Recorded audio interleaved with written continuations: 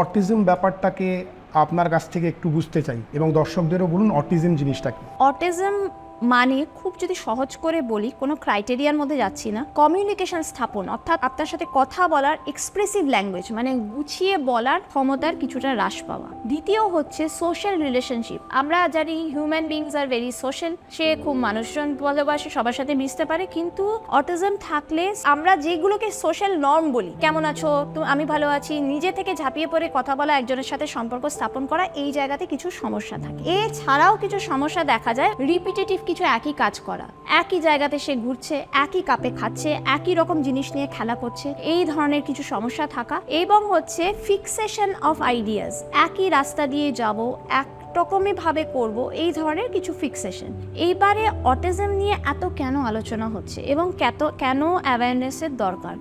Recent সমীক্ষা বলছে যে প্রত্যেক 36 মানুষে একজনের অটিজম হচ্ছে। অটিজম কোনো অসুখ নয়, এইটা কিন্তু সবার জেনে রাখা উচিত। কেন কি অসুখ ভেবে কিন্তু সবাই তার চিকিৎসার জন্য ছুটছেন না। আপনার যদি অসুখই না থাকে, আমি তার চিকিৎসাটা কি করব? This is a neurological disorder but not a disease.